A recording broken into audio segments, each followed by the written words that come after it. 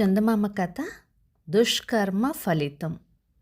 పట్టువదలని విక్రమార్కుడు చెట్టు వద్దకు తిరిగి వెళ్ళి చెట్టుపై నుంచి మళ్ళీ శవాన్ని దించి భుజాన వేసుకుని ఎప్పటిలాగే మౌనంగా శ్మశానం కేసి నడవసాగాడు. అప్పుడు శవంలోని బేతాళుడు, రాజా, ఈ లోకంలో న్యాయం లేదు.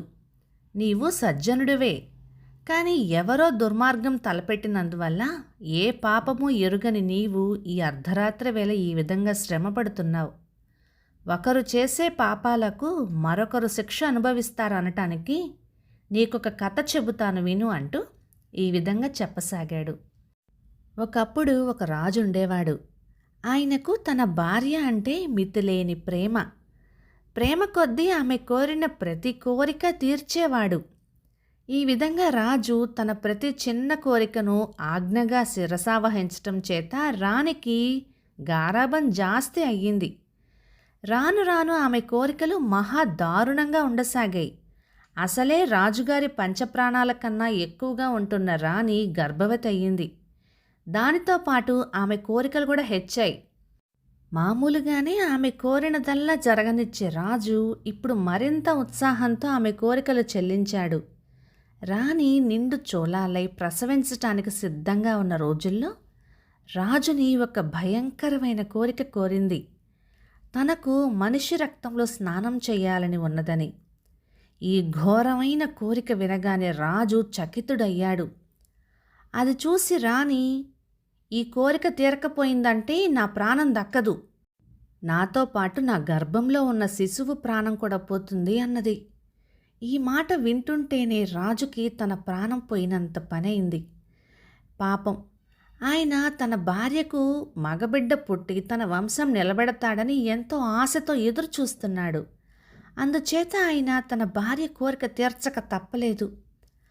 ఆయన ఆజ్ఞ మీద కొందరు వేటగాళ్ళు అరణ్యంలోకి వెళ్ళి 100 మంది బిల్లులను పట్టుకొని రాజుగారి వద్దకు తెచ్చారు. రాజుగారు వాళ్ళ పైన లేని నేరాలేవో మోపి శిరచ్ఛేదానికి ఉత్తర్విచ్చాడు. దౌర్భాగ్యులైన బిల్లుల తలలు కొట్టించి వారి రక్తమంతా ఒక చలువరాతి తొట్టెలో పెట్టించి రాజు తన భార్యను వచ్చి అందులో స్నానం చేయమన్నాడు. పరమానందంతో రాణి పరిగెత్తుకుంటూ వచ్చి రక్తపు తొట్టె దగ్గర నుంచొని ఆ రక్తాన్ని చూసి కెవ్వున అరిచి స్పృహ తప్పి పడిపోయింది. ఆ స్థితిలోనే ఆమెకు ఒక మగబిడ్డ కూడా పుట్టాడు. ఆ పిల్లవాడిని తల్లిదండ్రులు మహా గారాబంగా పెంచుతూ వచ్చారు. వాడు 7 ఏళ్ల వాడై ఉండగా ఒకనాడు ఒక ముసలి బెచ్చగాడు రాజద్వారం వెలుపల నిలబడి రాజుని ఆయన కొడుకుని బయటికి రమ్మనండి అని కేకలు పెట్టాడు. భటులు వచ్చి ఈ సంగతి చెప్పేసరికి రాజుకి పట్టరాని ఆగ్రహం వచ్చింది. అయితే రాణి ఆయనతో, ఆ బిచ్చగాడి రూపంలో వచ్చినవాడు ఏ దేవుడైనా కావచ్చు, అబ్బాయిని తీసుకుని బయటికి వెళ్ళండి, ఇంతలో వచ్చే నష్టమేముంది అని అనింది. సరేనని రాజు తన కొడుకుతో సహా మేడ దిగి బయట ద్వారం వద్దకు వెళ్ళాడు. రాణి పై అంతస్తు కిటికీలో నుంచి ముందుకు వంగి బయట ఏం జరుగుతుందో చూస్తోంది. బెచ్చగాడు రాజకుమారుణ్ణి చూస్తూనే, ఈ కుర్రవాడి శరీరం నిండా రక్తం ఉన్నదేమిటి అంటూ వెనక్కి తిరిగి వెళ్ళిపోయాడు. అదే క్షణంలో రాణి పై అంతస్తు కిటికీ నుంచి కిందపడి ప్రాణాలు వదిలింది. రాణి చనిపోవటంతోనే రాజుకి జీవితం శూన్యం అనిపించింది. 100 మంది బిల్లులను అక్రమంగా చంపి పాపం చేసిన వాణ్ణి నేను కదా, ఇందుకు నా భార్య ఎందుకు శిక్ష పొందాలి? నేనే గనక ముందు చనిపోయి ఉంటే ఆమె నాతో పాటు తప్పక ప్రాణాలు వదిలేది. అందుచేత ఆమెతో పాటు నేను కూడా మరణిస్తాను అని రాజు నిశ్చయించుకున్నాడు. ఆయన అధికారులందరినీ పిలిచి, నేను ప్రాణత్యాగం చేసుకుంటున్నాను. నా కొడుకు యుక్త వయస్కుడు అయ్యేదాకా నా తమ్ముడు చేత రాజ్యపాలన చేయించండి అని ఆజ్ఞాపించి ఆత్మహత్య చేసుకున్నాడు. రాజకుమారుడు చూడటానికి అచ్చు తండ్రిలాగే ఉన్నప్పటికీ అతనికి తల్లి మనస్తత్వం అలవడింది. అతని మనస్సుకి నిలకడ అనేదే ఉండేది కాదు. అతని కోరికలు కూడా విడ్డూరంగా ఉండేవి. అతని చుట్టూ ఉండేవారు అతన్ని అర్థం చేసుకొని ఎంతో ఆదరంతో ఉండేవారు. ఆ కుర్రవాడు సాధ్యమైనంత వరకు ఎవరితోనూ ఎలాంటి సంబంధము పెట్టుకోకుండా ఏకాంత వాసిలాగా పెరిగాడు. తరచుగా అతను వేట నెపం మీద వేటగాళ్లతో అడవికి వెళ్ళేవాడు. అక్కడ తన పరివారాన్ని మోసం చేసి తప్పించుకొని ఒంటరిగా కొండలు, అరణ్యాలు కలెదిరిగేవాడు. అతని మనస్సు దీనికోసమో వెతుకుతున్నట్టుగా ఉండేది. కానీ తనకేమి కావాలో అతనికే తెలీదు. రాజకుమారుడు పెద్దవాడయ్యేదాకా అతని పినతండ్రి ఒక్క పొల్లు రాకుండా రాజ్యపాలన జరిపాడు. ఆయన రాజకుమారుడికి తగిన కన్యను వెతికే వివాహం చేద్దామని కూడా ప్రయత్నించాడు. కానీ ఎవరు కూడా తమ కుమార్తెను అతనికి ఇవ్వటానికి ఒప్పుకోలేదు. ఆ కుర్రవాడు శాపంతో పుట్టాడని పుకారు పుట్టింది.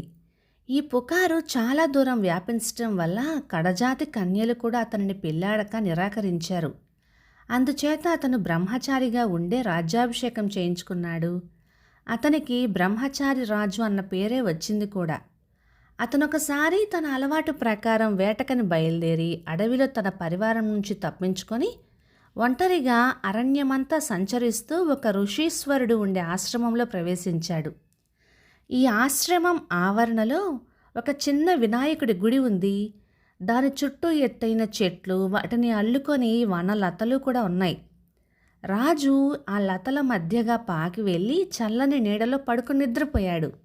ఎక్కడో మనుషులు మాట్లాడుతున్నట్లుగా వినిపించి అతను నిద్రలేచి ఎదురుగా చూసేసరికి ఒక లావణ్యవతి అయిన మునికన్య వినాయకుడికి మొక్కుతూ, దేవా, నాకు బ్రహ్మచారి రాజు భర్త అయ్యేలాగుగా అనుగ్రహించు అని ప్రార్థన చేస్తుంది.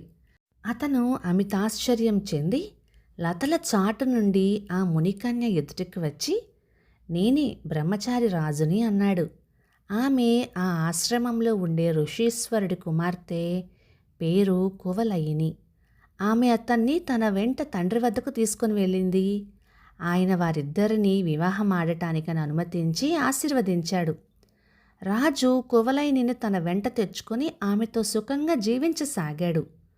కువలయిని పతివ్రతలాగా నిష్కలంకమైన ఆనందం పొందింది. కానీ రాజుకి మాత్రం మనసు అస్థిమితంగా ఉండటము, అస్పష్టమైన వాంఛలతో బాధపడటము ఉంటూ వచ్చింది. ఒకనాడు రాజు రాణి వనానికి వెళ్ళారు. అక్కడ వారు నడుస్తూ ఉండగా వారికి ఒక సన్యాసి ఎదురు వచ్చాడు. దంపతులు ఆయనకి ప్రణామం చెయ్యబోతూ ఉండగా ఆయన తన పాదాన్ని ఒక దర్భ ముల్లుపైన వేశాడు. కాలిలో దర్భ గుచ్చుకునేసరికి ఆ సన్యాసి ఒక పెద్ద పెట్టున అరచి ఒంటి కాలిపైన గెంతి నోటికి వచ్చినట్లుగా శాపనార్థాలు ఉచ్చరిస్తూ ఉన్నాడు. సన్యాసి అయిన వాడు కొంచెమైనా మనోనిగ్రహం లేకుండా ఉండటం చూసి కువలయినికి గట్టిగా నవ్వొచ్చింది. వెంటనే సన్యాసి తన కోపాన్ని ఆమె మీదకి మరలించి, తొందరపడకు, నీవు ఏడ్చే రోజు ఎంతో దూరం లేదులే. ఎవరో చేసిన పాపం నిన్ను కట్టి కుడుపుతుంది, చూస్తూ ఉండు అని అన్నాడు. ఈ సంఘటన జరిగిన కొద్ది కాలానికి నగరానికి ఒక వింత మనిషి వచ్చాడు. వాడి మొహం పొడుగుగా గుర్రం మొహంలాగా ఉంది. వాడు వేణువు ఊదుతూ వీధి వెంబడి వస్తూ ఉంటే ఆ గానం విన్నవారందరూ మతులు పోయి తమను తాము మరిచి వెర్రివేషాలు వేయసాగారు. ఇది చూసి నగరవాసులకి మండిపోయింది. వారు గుర్రం మొహం వాణ్ణి పట్టుకొని దుర్గకు బలిగిద్దామని తీసుకొని పోయారు. ఈ వార్త రాజుకు తెలిసింది. ఆయన ఆ విచిత్రమైన వ్యక్తిని పిలిపించి వేణువు వాయించమన్నాడు. గుర్రం మొహం వాడు వాయించాడు కూడా. ఆ గానం వింటుంటే ఎల్లప్పుడూ చెదిరి ఉండే రాజుగారి మనస్సుకి స్థిమితం కలిగినట్లుగా అయ్యింది. ఆయన కళ్ళ ముందు హంసలమయమైన మానస సరస్సు, దాని తీరాన ఒక శ్వేత సుందరి కనపడ్డారు. ఆ దృశ్యం చూస్తుంటే రాజుని ఇంతకాలంగా వేధించే అస్పష్టమైన కోరికకు ఒక రూపం వచ్చింది.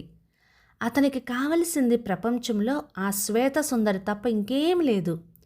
ఆయన ఆ సుందరిని తప్ప మిగతా ప్రపంచాన్ని, తన భార్య అయిన కువలయిని కూడా మర్చిపోయాడు. రాజుగారికి మతిపోయిందన్నారు. ఆయనకు మానస సరస్సును చేరుకోవాలన్న కాంక్ష పుట్టిందని తెలుసుకొని ఆయన కోట దాటిపోకుండా భటులు అహోరాత్రాలు కాపలా కాశారు. అయినా ఒక రాత్రి రాజు అందరినీ ఏమార్చి కోట వెలుపడై ఎటో బయలుదేరి వెళ్ళిపోయాడు. కొంత దూరం వెళ్ళాక వెనక నుంచి ఒక కేక వినపడింది. ఆగండి, మీరు మానస సరస్సుకి పోతున్నారు, మీకు దారి నేను చూపిస్తాను అని. రాజు ఆగి ఆ మనిషిని దగ్గరికి రానిచ్చాడు. ఆమె ఎవరో కాదు, అతని భార్యే. కానీ ఆయన గుర్తించలేదు. తనకు దారి చెప్పే మనిషి దొరికినందుకు సంతోషించి ఆమెను వెంట పెట్టుకుని నడిచాడు. రోజులు గడిచిపోతున్నా వారింకా నడుస్తూనే ఉన్నారు. కువలయిని నీరసించిపోతుంది. నీ మూలంగా నాకు ఆలస్యం అవుతుంది. నాకు దారి చెప్పు, నేను ముందు వెళ్ళిపోతాను అన్నాడాయన ఆమెతో. మన దారులు వేరయ్యే చోటగాని నేను చెప్పను అన్నదామె. ఆ చోటు కూడా వచ్చింది. నీరసంతోనూ ఆయాసంతోనూ ఆమె ఒక చెట్టు కింద పడిపోయి మరింక కదలలేకపోయింది. ఇక మీ దారి మీది, నా దారి నాది. మానస సరస్సుకు ఎటు వెళ్ళాలో నాకు తెలీదు. గొంతులో ఊపిరి ఉన్నంత వరకు మీ వెంట ఉండాలన్నది నా కోరిక. అందుకోసమే మిమ్మల్ని ఇలా మోసం చేశాను. నా పని అయిపోయింది అన్నది ఆమె. రాజుకి వెర్రి కోపం వచ్చింది. ఆ ఆవేశంలో ఆయన ఆమె పీక గట్టిగా పట్టుకుని ఊపాడు. ఆమె ప్రాణం విడిచింది. ఆమె ప్రాణం పోగానే రాజుకి పట్టిన ఉన్మాదం కాస్త దిగిపోయింది. ఆమె తన భార్య అని, తాను ఆమెను చంపానని తెలుసుకున్నాడు. ఆమె పైన పడి ఏడ్చాడు. ఆమె జుట్టు తన కంఠం చుట్టూ కట్టుకొని ఆమె శరీరాన్ని చేతులతో ఎత్తుకొని సమీపంలో ఉన్న మడుగులోకి దూకి ఆయన ప్రాణత్యాగం చేసుకున్నాడు.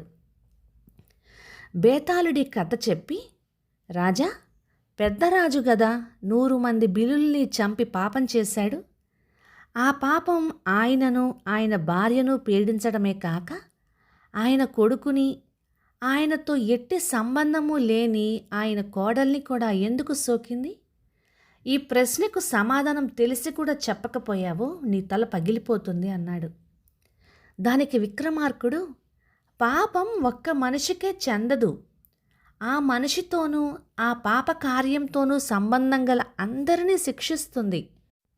కువలయినికి తన మామగారితో ఏమీ సంబంధం లేకపోయినప్పటికీ బ్రహ్మచారి రాజు నాకు భర్త కావాలి అని కోరుకున్నప్పుడే తన మామగారు చేసుకున్న పాపంలో పాలు పంచుకోవటానికి సిద్ధపడింది. ఒక ఇల్లు తగలబడితే దాపున ఉండే ఇళ్ళన్నీ తగలబడతాయి. అలాగే పాపం కూడా ఒక వ్యక్తిని, ఒక్క కార్యాన్ని అంటిపెట్టుకొని ఉండదు అన్నాడు. రాజుకి ఈ విధంగా మౌనభంగం కలగగానే బేతాళుడు శవంతో సహా మాయమై మళ్ళీ చెట్టెక్కాడు. కథ సమాప్తం. ఇది కల్పిత కథ. ఇది 1961 జనవరి నెల చందమామలో వచ్చింది. ఈ కథ చదువుతుంటే మనసుకి చాలా బాధ అనిపించింది. చదవలేకపోయాను. రాణికి కలిగిన విపరీతమైన కోరికలు, దానిని రాజు ఒప్పుకోవటం చాలా చాలా ఇబ్బందికరంగా అనిపించింది. అయితే ఇంతకంటే ఘోరమైనవి, ఎంతో ఇబ్బందికరమైనవి చాలా కథలు ఉన్నాయి. కానీ అసలు ఈ కథ చెప్పాలని అనుకోలేదు. కానీ ఎందుకు చదివానంటే, పెద్దవాళ్ళు చెప్తూ ఉంటారు కదా, స్త్రీలు గర్భవతిగా ఉన్నప్పుడు మంచి విషయాలు వినాలి, మంచి పుస్తకాలు చదవాలి, మంచి కథలు వినాలి, భగవద్ధ్యానం చేయాలి. ఇంకొకటి, మనం చేసే పుణ్యం కానీ పాపం కానీ మనతో పాటు మన తర్వాత తరాలకు కూడా వస్తుంది అని ఈ ఈ మాటలన్నీ మనం వింటూ ఉంటాము. ఈ కథ చదివినప్పుడు మాత్రం నేను చాలా డిస్టర్బ్ అయ్యాను. ఇవన్నీ అందరికీ తెలిసినవే, ఇందులో కొత్త విషయాలు ఏం లేవు, మనందరికీ తెలుసు ఇవన్నీ. చిన్నప్పుడు మురారి సినిమా చూసినప్పుడు మహేష్ బాబు గారిది, అందులో ఎప్పుడో వాళ్ళ ముత్తాత చేసిన తప్పుకి వాళ్ళు తరతరాలు పనిష్మెంట్ తీసుకోవటం మనకి చూసాం సినిమాలో. ఇట్లాంటి కథలు కూడా చాలా వినుంటాము. మనం ఎలా ఉండాలి అని చెప్పే కథలతో పాటు ఎలా ఉండకూడదు అని చెప్పే కథలు కూడా అప్పుడప్పుడు వింటూ ఉండడం మంచిదే. ఇక ఈ కథ మీకు ఎలా అనిపించిందో కామెంట్ చేయండి. మరెన్నో మంచి కథల కోసం మన ఛానల్ని సబ్స్క్రైబ్ చేయండి.